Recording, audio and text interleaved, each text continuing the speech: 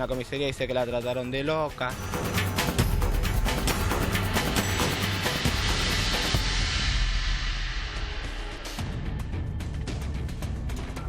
Pueblada, 10 detenidos y una investigación en ciernes.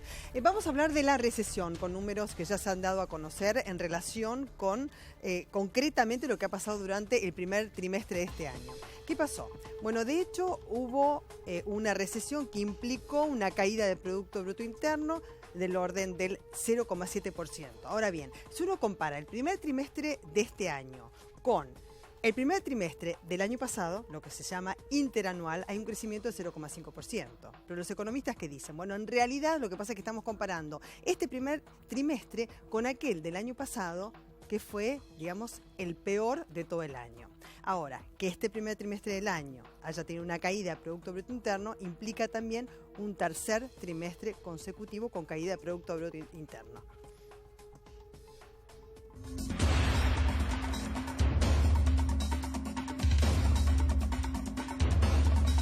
En buena hora que ya confiamos nuevamente en los datos del INDEC, me parece que es importante. En segunda instancia, obviamente, lo que está mostrando es lo que hablamos todos los días aquí, que es la caída del consumo y una economía que está técnicamente en recesión. ¿Qué significa esto? Que hay 3 trimestres consecutivos donde hay caída del Producto Bruto, es decir, no hay crecimiento, en rigor no hay estancamiento, sino que hay caída y retroceso.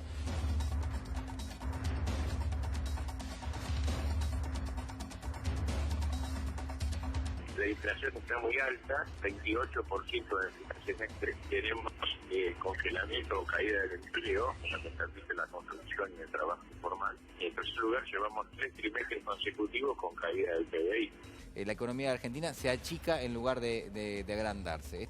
Me parece a mí, es la información del día. Yo esta recesión porque viene ya un proceso largo, hace 3 años que la industria no crece y no genera nuevos empleos, y las cuestiones fueron varias. Una, es cierto, hay una caída internacional del nivel de actividad, el mundo venía creciendo al 4,5% y hoy este año yo creo que, China cayó 3 puntos, Estados Unidos se mantiene ahí en 2 puntos de crecimiento, la Unión Europea no crece. Estamos iniciando ya el segundo semestre, el semestre de las expectativas positivas según el gobierno argentino, pero que le está dando realmente un marco muy negativo a la economía argentina, como están marcando algunos industriales, algunas cámaras privadas, ¿no? El tema fiscal, recuerden que el gobierno había prometido reducir el déficit este año y esto no lo está logrando. La industria automotriz en la Argentina tiene componente nacional, es decir, un auto que se fabrica en la Argentina, el componente nacional está alrededor del 27%, es muy bajo. Históricamente la Argentina, en la época de Frondizi, llegó a tener el 80%, ¿no? Esto ha cambiado mucho, en el mundo esto ya no es más en este orden. Bueno, el sector de la construcción sufrió primero lo que fue una decisión por parte del gobierno actual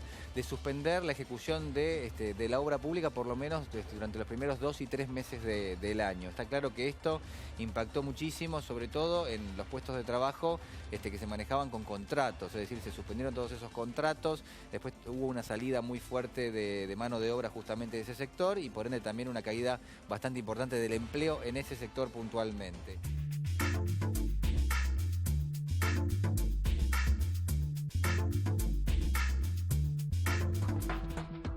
Faltan 50 minutos para que comience el segundo semestre, o sea, el 1 de julio, con todas las promesas habidas y por haber y con la opinión de los analistas. Invitamos para eso a Andrés Aciaín, quien es economista, director del Centro de Estudios Económicos y Sociales Scalabrini Ortiz. También está con nosotros Francisco Oliveira, empresario PYME, rubro mayorista de vidrios y aluminio, ¿no? Es su rubro.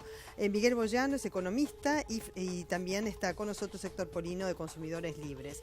Bueno, a ver, mañana comienza el segundo semestre. En base a estos datos, ¿qué nos depara estos 6 meses hasta que termine el año? Bueno, uno lo que puede ver es que incluso la caída que uno dice, interanual, comparado con el primer trimestre, hubo hasta un leve crecimiento. En realidad ese leve crecimiento es una cosa más estadística, que incluso hay que ver bien cuando se conozca la metodología. Porque en el hecho, incluso comparando con el peor trimestre de 2015, lo que es agricultura, minería, construcción, industria, o sea, todos los sectores más productivos caen y lo que crece es enseñanza, salud, cosa particular. Creció la enseñanza en un trimestre que no hay clases, ¿no? O sea, que son por cuestiones estadísticas, que hay que ver cómo lo midieron, si es una cuestión salarial, digo, y después creció los impuestos netos de subsidios, y eso fue lo que dio el crecimiento, porque si no la producción de bienes ni siquiera crecía comparado con el primer trimestre, por lo tanto que incluso también uno está a la espera de conocer el fino de la metodología de esta medición nueva, que no se conoce. A ver, también es cierto que 2005 o 2015 hemos tenido distintas variables de la inflación, inclusive también algunos han dicho que en cuanto a la intervención del INDEC ha habido una manipulación respecto de esos números, por eso hay datos que son revisión del Producto Bruto Interno y otros datos que se muestran claramente que tienen que ver con los datos oficiales ofrecidos.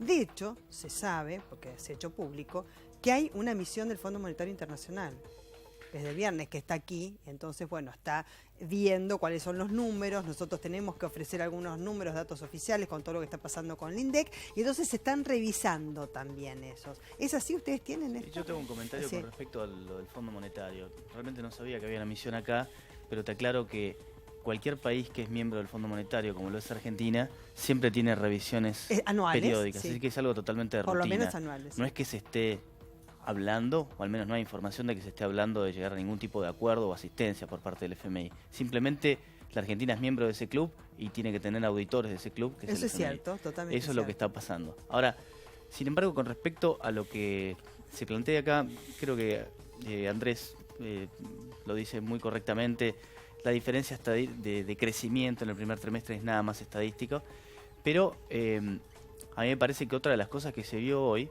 es este desfasaje entre lo que se había dicho que había crecido el PBI del 2005 al 2015 y este recálculo que hace el INDEC, que pone en evidencia que durante la era kirchnerista se agrandó el crecimiento del PBI en un 18%. Y aparte de que eso... Pero por eso también, esto está vinculado con que vos bien decís, digamos, siendo miembro del Fondo Monetario Internacional se está revisando eso. Sí, es verdad, me parece que es una noticia mucho... me parece que eso es mucho más contundente que el hecho que está en recesión, que me parece que a esta altura ya lo sabemos todos, que la Argentina está en recesión. La industria automotriz, decía de Mendiguren, efectivamente, afectada muy negativamente por Brasil, que Argentina tiene el efecto ese. La construcción... lamentablemente hay una buena parte de la construcción que es en negro, con el dólar atrasado la construcción no se mueve, eso es algo que se sabe, pero a mí me parece que el hecho de tener el PBI agrandado, lo que ha hecho fue que los bonos ligados al PBI, los cupones del PBI, han pagado más de lo que han tenido que pagar. Yo justamente estoy preparando una nota. ¿Han tenido información para comprar esos bonos? Yo justamente estoy preparando, y bueno... Moreno, por ejemplo, tenía cupones del PBI y Moreno era quien estaba a cargo del INDEC. Entonces, habría de la intervención. Así que habría que ver. Yo estoy preparando justamente para este domingo una nota en Carta Financiera donde estamos calculando qué es lo que se pagó por demás, que eso es un costo que lo pagamos absolutamente todos los argentinos en cupones del PBI que no tendrían que haberse pagado. Entonces vuelvo a lo que dije al principio. Uno, el Producto Bruto Interno, cuanto a su revisación, que es lo que estamos hablando en este momento, y los datos que fueron transmitidos oficialmente, donde a veces hay diferencias de 2 puntos porcentuales. Las tasas chinas, nos olvidamos, después vino la recesión del 2009, la crisis financiera internacional, repuntó un poco el PBI y después bajó de nuevo.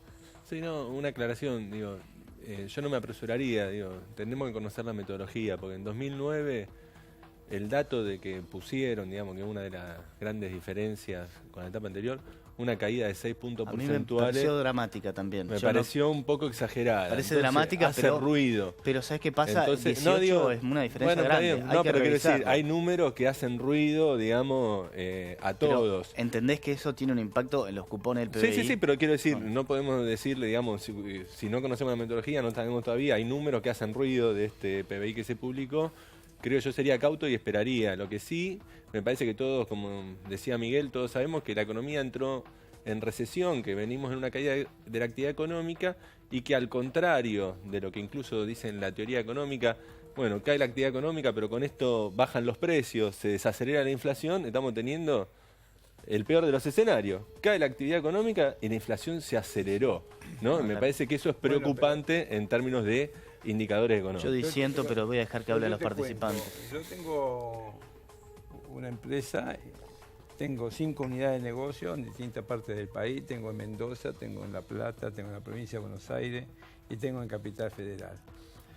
A nosotros somos electroindependientes, como usamos también el gas, que dependemos del gas. Nosotros tenemos todos equipos que tienen que estar funcionando los 7 días de la semana, no se pueden parar. Hoy lo estamos parando los días viernes y iniciamos nuestra actividad los días miércoles, jueves y viernes, con todos los problemas que trae. Tenemos 80 personas, hay gente que los días lunes, martes y miércoles prácticamente no trabaja. Y bueno, eso es el tema de los costos de la energía. ¿Tenés datos concretos? Por ejemplo, decir, me pagaba tanto, ahora pago. No, yo pagaba alrededor de los 45.000 pesos y pago 190. ¿Cómo se incrementó? Bueno, el caso de las tarifas, ¿no es cierto? Vos ayer participaste del frazadazo. Así es, ¿no? participamos. Sí. Bueno, recordémosle a la gente, perdón, no la convocatoria, que era una frazada, una vela, la frazada, ¿no es cierto? Por no poder pagar el gas y tener frío, y la vela por no poder pagar la luz, digamos, representativamente en cuanto al reemplazo de la electricidad. Exactamente, junto con otras organizaciones sociales como la CTA de, la Micheli, CTA de Pablo Micheli, la Alameda de Gustavo Vera, Consumidores Libres y otras organizaciones políticas y sociales, de una manifestación extraordinaria que se llevó a cabo en el centro porteño contra estos brutales tarifazos. ¿Y qué queda de la movilización? Bueno, queda de la manifestación de la disconformidad de los usuarios con estos aumentos desmedidos, porque... porque algunos presentaron amparos, viste que algunos distritos presentaron a la justicia dijo que sí. Hay amparos que están vigentes y los usuarios tienen derecho en esas ciudades, en esas provincias, en no pagar los aumentos, porque hay que respetar las decisiones de la justicia, nos guste o no nos guste. Ahora, lo que el gobierno no puede hacer, si venimos del año 2002, 2003, cuando el país estaba al borde de la disolución nacional y no había tiempo para discriminar, se aplicó la política de subsidio, que recién comenzó a quitarse en el año 2011, pero resulta que en febrero del año 2012 se produjo la tragedia ferroviaria de Once, abruptamente se suspendió esa política de quita paulatina de subsidio, y ahora no se puede hacer de la noche a la mañana. Y hay una gran improvisación, a punto tal que cuando se establecieron los aumentos, llegaban al 1.500, al 2.000%. Bueno, frente al descontento, se bajó hubo una corrección al 400% y como máximo en la energía eléctrica para los usuarios residenciales y a 500% para las pymes, comercios, etc. Pero resulta que está referenciado al mismo nivel de consumo del mismo periodo del año anterior. Esto comienza a partir del 1 de abril. Resulta que tuvimos en la Argentina, en estos 2 últimos meses, bajas temperaturas que en los últimos 60 años no se habían dado tan bajas temperaturas en este periodo del año. Más consumo si lo comparamos con el mismo periodo del año anterior, que las temperaturas fueron mucho más altas, ahora hubo un mayor consumo. Y en consecuencia, este 400% no le corresponde a una cantidad de usuarios. Y esto está generando un gran descontento y esto va a tener consecuencias. Ayer el ministro Rogelio Frigerio dijo en declaraciones públicas que a los usuarios que le vienen aumentos superiores al 400% que no los paguen. Ahora, muy bien, si los usuarios aceptan lo que dice el ministro... No, pagás en disconformidad. No, dijo que no paguen. Hasta tanto, agregó, las empresas envíen una nueva refacturación. Ahora, pero las empresas no están instruidas para mandar una nueva facturación. Acá hace falta que tanto el Enargas o el ministro de Energía saquen una nueva resolución aclarando este tema. Agrego un ejemplo porque digo, yo trabajo con cooperativas de trabajo, ¿no? Lo mismo, le dijeron vamos a darle un descuento en la tarifa, van a pagar en cuotas la tarifa, un montón de facilidades. Se lo dijeron en la Secretaría de Energía. Ahora, la factura le llega igual. Muchas empresas tienen que ir con el papelito que le firmó Secretaría de Energía, van a pagar y no les reconocen. O sea que están en una situación de lo mismo, de improvisación total. Le dicen una cosa en una ventanilla, cuando van a pagar hay otra, no le aceptan el costo y son cooperativas que las tarifas que le vinieron son siderales y que corren riesgo todos los puestos de trabajo. Entonces eso me parece que no sé. Yo presenté una nota en marzo a la Secretaría de Comercio, a la Secretaría de Energía, a Edesur, a Camesa, porque yo le compro la energía a Camesa. Claro. Diciéndole la situación que estaba pasando, que con esas tarifas a nosotros lo hacía que muchas familias podían llegar a tener problemas o teníamos que bajar el personal. La presentamos, no tuvimos ninguna contestación. Como si no me decís que tengo que echar gente para no pagar. La presenté el mes pasado e inclusive pedí una audiencia en la Secretaría de Comercio y a la Secretaría de Industria y en Edesur, para que una audiencia para que vean mi caso, claro. Porque yo me atraso y automáticamente me llega el telegrama de corte. Claro, ese es el tema. Yo me atraso y me llega el telegrama de corte. ¿Y fuiste a la audiencia? No me han llamado todavía. Todavía no, pero bueno, está la presentación. ¿Qué va a pasar en el segundo semestre del año con la economía? Con la economía, bueno, la realidad es que todavía es un poco temprano decir. Y los invito al debate, por supuesto. Yo todavía soy menos optimista que el gobierno, pero quizá no soy tan negativo. Me parece que la liberación de los precios o la vuelta al funcionamiento del mecanismo de precios debería ayudar a que pueda volver a tener cierta activación, pero está claro que todavía el tema tarifas le ha pegado muy fuerte a la industria y en consecuencia también al empleo.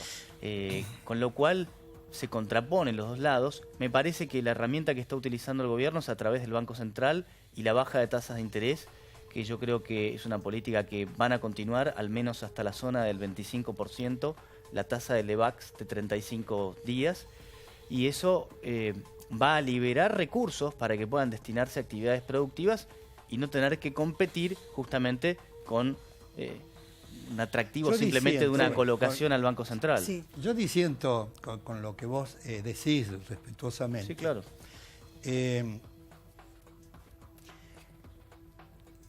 La libertad de comercio, lo que el gobierno piensa que liberando la economía se va a haber más competencia y se va a regular el mercado y los precios. Eso en un país en que realmente hay competencia, pero en un país donde 5 grandes cadenas de supermercados concentran el 70% de las ventas minoristas en todo el país, donde 28 grandes empresas, todas incluso de capital extranjero, concentran el 80% de la producción de artículos de la canasta básica de alimentos y artículos de limpieza, aquí hay posición dominante en el mercado. Yo te puedo responder, no hay competencia. Con total precisión y con total conocimiento de causa, porque justamente hice un estudio. Son los formadores de precios. Un estudio exactamente de eso. En todos los países de Europa, donde uno compara la concentración que hay y el nivel de inflación, vos te encontrás con países que tienen en los 4 principales participantes de supermercados una concentración entre el 80 y el 90% y la inflación es inferior a un dígito. Y si querés comparar en América Latina, Argentina es un país que no tiene gran concentración en comparación con los otros países y sin embargo hemos tenido la mayor inflación en el mismo periodo. Con lo cual lo que quiero decir es sacarle a la gente la idea de que la concentración necesariamente implica inflación. Porque muchas veces la concentración lo que permite son muchos rendimientos de escala y muchos procesos de escala, sobre todo de logística, que mejoran la eficiencia. Con lo cual asociar concentración con inflación es, desde el punto de vista estadístico, simplemente inexistente. Yo le voy a responder con esto. Es cierto lo que él dice con respecto a los países europeos, pero también tenés que reconocer esto, que 4 grandes cadenas de supermercados que son de capital extranjero, en sus países de origen, en los países europeos o en los Estados Unidos de Norteamérica, el nivel de remarcación entre el precio que le pagan al fabricante del producto y el que le cobran al consumidor oscila entre un 7 y un 9%. Déjame hablar, no monopolices vos ahora. Entre un 7 y un 9%. Y los accionistas están contentísimos con ese promedio de rentabilidad, de remarcación.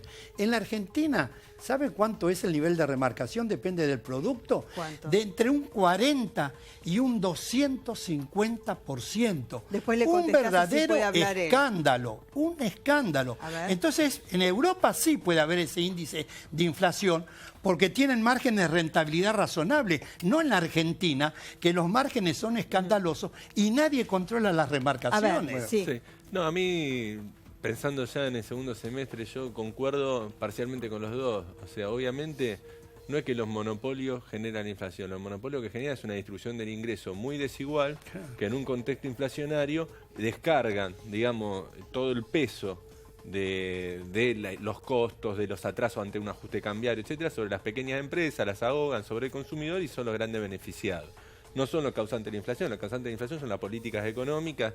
En este caso, si vos pegás una devaluación del 50%, aumentar las tarifas un 500% y pensás que van a bajar los precios, hermano, estás despistado. Las únicas dos personas en el mundo que piensan que devaluando un 50% y aumentando la tarifa un 500%, los precios no van a subir son Pratt Guy, Sturzenegger. Después le preguntás a cualquiera, a mi tía, le preguntás al remisero de mi casa y sabe que no es así. No, bueno, claramente estoy de acuerdo con el ejemplo que él pone y tampoco creo que ni Sturzenegger ni Pratt Guy piensen que haciendo eso... Lo dijeron públicamente. Bueno, Pratt Guy dijo, vamos a devaluar y los precios no van a subir porque están en blue. Y Sturzenegger dijo, subimos las tarifas y los precios no van a subir por el equilibrio general, por el modelo del equilibrio general. Yo no puedo hablar por ellos. ¿Vos sabés que Sturzenegger tiene una nave de Star Trek de Legos? ¿Ustedes saben? ¿Qué tiene? En su oficina tiene una nave tamaño natural de Star Trek hecha con Legos. Ese hombre está viajando por el espacio, por eso piensa con su modelo de equilibrio general que aumentando las tarifas no van a aumentar los precios. Yo no me puedo hacer Estamos en manos de ellos. Estamos en manos de ellos. Yo no me puedo hacer responsable en lo que vea Pratt Guy ni Sturzenegger. Yo te voy a dar mi interpretación. Y de los Legos tampoco. De los Legos tampoco. Pero bueno, si no, se lo tendrás que preguntar directamente a ellos a ver si se interpretó bien. Yo lo que creo haber entendido, porque si no, simplemente no se entiende, es que lo que ha habido fue una corrección que efectivamente tenés este salto en precios, pero que después esos precios, algunos van a decir simplemente porque lo que haces es que destruís la economía, pero que ese salto en precios que hace todo este reajuste de precios relativos, después no va a implicar que tenga que haber más reajustes porque ellos pretenden controlar la inflación a través de una política monetaria contractiva. Esa es la interpretación. Déjame decirte algo cortito. Claro que ¿El error cuál es? Dicen, no, metemos un tarifazo, un aumento del dólar, esto es coyuntural, suben los precios, que no lo dicen, decían que no iban a subir, pero ahora te dicen, sí, suben los precios, pero después van a bajar. ¿Sabes por qué se equivocan? Porque pasaron 6 meses y ya están pidiendo que suba el dólar de nuevo. Y van a pasar 4 veces más y van a pedir que suban las tarifas de nuevo. ¿Por qué? Porque cuando vos subís el dólar y las tarifas, sube la inflación. Hermano, eso lo sabemos todos los argentinos, menos estos tipos que están manejando la política de gobierno, que viven en un termo. Entonces tenemos que empezar a reflexionar. Yo lo que digo es, está bien, estás a favor del PRO, estás en contra. Pero simplemente aprendamos de los errores y corrijamos la política económica, porque estamos entrando al segundo semestre, que iba a ser el país de las maravillas, van a bajar los precios, vamos a crecer la actividad y el empleo, está cayendo la actividad, tampoco está cayendo el empleo y están subiendo los precios. Andrés, nosotros decimos, mira, hablaban de estanflación, que era estancamiento con inflación, lo decía Caballo, Labaña. Ahora estamos pasando de la estanflación a la depreflación. Porque ahora tenemos caída de la actividad económica, depresión económica, y los precios en vez de bajar están subiendo. No está en ningún manual. Una palabra no está en ningún manual. Un neologismo. No es nueva, me extraña porque vos sos monetarista y el creador de esa palabra es el señor Milton Friedman, que vos lo debéis conocer, el padre del monetarismo, él creó la palabra. Tengo un libro autografiado. Bueno, tenés un libro de Friedman, hay que leer a Friedman entonces porque hablaba de depreflación. ¿Vos tomás de los monetaristas? Sí, yo aprendo de todo porque soy amplio en mi conocimiento y veo lo que se aplica a este país. La inventó Friedman y la aplicó Macri. Un país donde cae la actividad, cae el empleo y los precios en vez de bajar se aceleran. Macri lo hizo. Bueno, la verdad es sorprendente. Yo creo que ningún tipo de política económica que se implementa vos le podés exigir, después de sobre todo los cambios de timón que hicieron hace 6 meses, que tengan los frutos en lo inmediato. Ahora se están todo el mundo desesperando por el segundo semestre que no sé si será el segundo o no, pero por lo menos el segundo semestre está empezando, así que tampoco podés simplemente tirar la toalla y decir fue un fracaso, porque todavía estará por verse. Sí, yo creo que, Eso es lo que me parece, ¿no? a medida que baje la tasa de interés, que muchos inversores que tienen que invertir, por lo menos en la construcción y en muchos sectores, lógicamente en este momento con las tasas de interés al 30%, nadie va a pensar en este momento en invertir. Bueno, y las inversiones yo también creo que a medida que baje, decrecieron. Eso, bueno, por los datos que estaba dando al principio, que bueno, vamos a agregar, ¿no es cierto? El interanual, un 3,8%, y después también una caída del 2,3% considerando el primer trimestre del año. Datos oficiales que se divulgaron, están en todos lados esos datos. Y después respecto al consumo privado también, que se venía acelerando, 5, 8%, después